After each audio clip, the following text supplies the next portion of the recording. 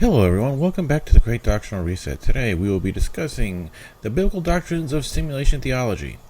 As we explore the doctrines of simulation theology, we will challenge many long-standing concepts about God. In antiquity, science was not sufficiently developed to answer the myriad of questions about our existence and the divine. Thus, logic and reason were the predominant tools for understanding the world. The strength of an argument often determines the acceptance of an idea.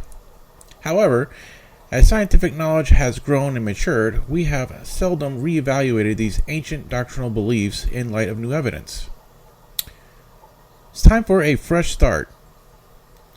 We must reconsider our theological foundations, focusing solely on what God says and what God does, with the principles that are unerring and provide a stable base for enduring truths. With the advent of simulation theory, we have a unique opportunity to address long-standing divine mysteries with scientific insights. We are going to be revisiting established doctrines. Some doctrines that we have already discussed or elucidated will be further explored. This section of the book aims to reexamine foundations. By stripping away assumptions built over centuries, we can reconstruct our understanding of God on a foundation that aligns with both Scripture and modern scientific perspectives. And we'll be able to integrate simulation theory.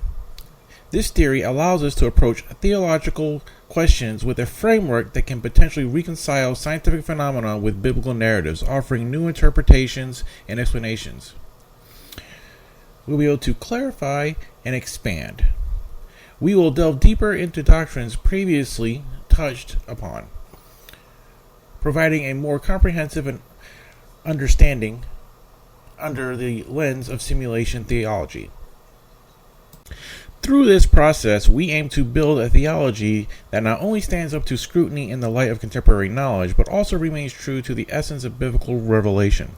This endeavor is not about altering the core message of the Bible, but about understanding them in a way that resonates with the realities of our time, potentially offering a clearer view of God's nature and his interactions with the universe he has simulated.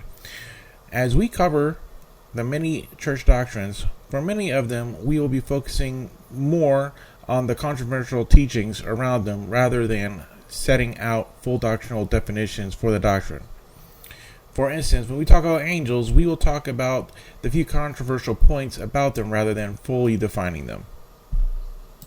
The first doctrine we explore in simulation theology is the John Locke doctrine. This doctrine commands us to believe no more than the evidence provides. It needs to be established on a foundation of truth. Every truth we establish becomes a foundational element upon which further beliefs and practices are built. If this foundation is not proven true, any subsequent structure will be inherently flawed. This poses a risk of false foundations.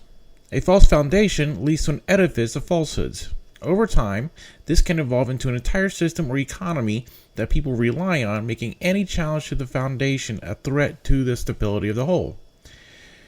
And this leads to resistance to revelation. Those who benefit from the existing structures will resist new truths that undermine the foundation, often fiercely as their livelihoods and power are at stake. This resistance can lead to conflict or violence when the false foundation is confronted. We will use purgatory as our case study for false foundations. The Catholic Church has traditionally used several biblical passages to support the concept of purgatory, but upon closer examination, these references do not explicitly affirm its existence. Psalm 66:12.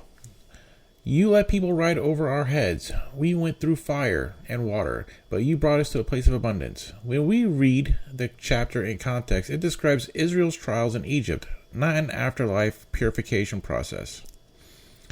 Isaiah 4:4. When the Lord has washed away the filth of the daughters of Zion and purged the bloodshed of Jerusalem from her midst by the spirit of judgment and the spirit of burning.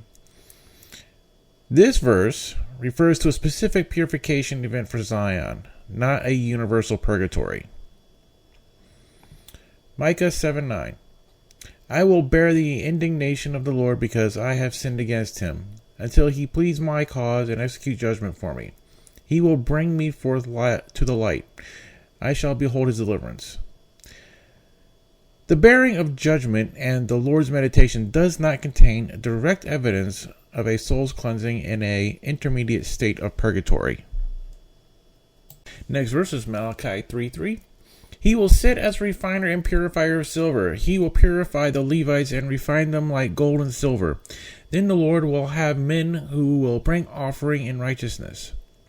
This verse prophesies about the purification of the Levites and is possible evidence of the coming Levitical Hasmonean dynasty that would win Israel's independence from their Greek rulers, not about a place for the dead. 2 Maccabees 12 verses 44 through 45.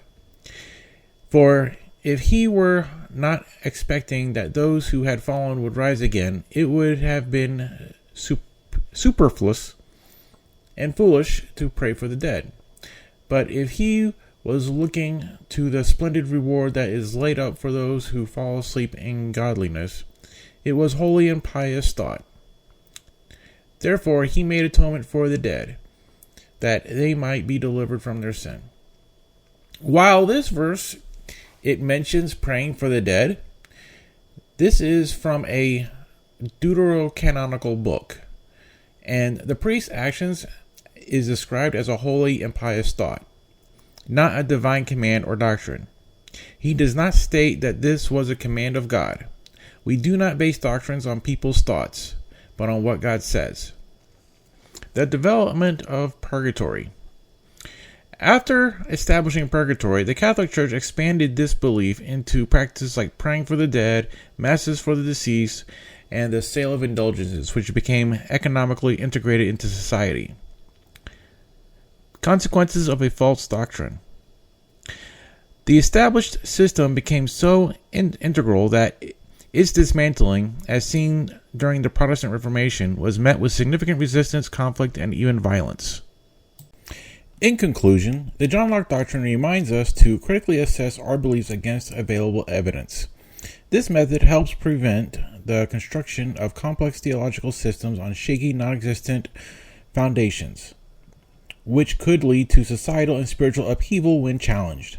This principle leads us to our next doctrine, emphasizing the need for evidence-based faith. Our next doctrine is the doctrine of not knowing, simplicity and acceptance. This doctrine is straightforward. It is acceptable not to have all the answers. When dealing with matters concerning God, angels, heaven, and the nature of our existence, there is much we simply do not know, and that is perfectly fine. We need to avoid creating explanations. When definitive answers are unavailable, we should resist the urge to invent them. Instead, best guesses. The best approach is to make an educated guess or hypothesis while acknowledging their speculative nature. We need to avoid dogmatism. Do not elevate these guesses to the status of fact or doctrine. Example, the chain of creation. Question of creators. If humans can create simulated universes and our creations can do the same, does this make our creator the ultimate creator, or is he part of an infinite chain of creators? Our doctrinal response. Our answer must be probabilistic rather than definitive.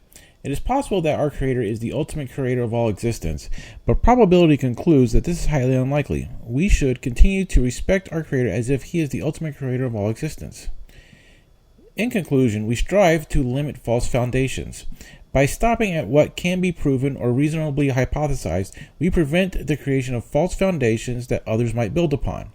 This doctrine promotes humility in theology and encourages a continuous pursuit of knowledge without the pretense of having all the answers. And we maintain theological integrity. This approach maintains the integrity of faith by not stretching beyond what scriptural evidence supports, fostering a theology that remains open to growth and revision as new insights emerge. All right, that is it for today's episode. Next episode, we will tackle the doctrine of tradition and infallibility. Until then, I will see you next time.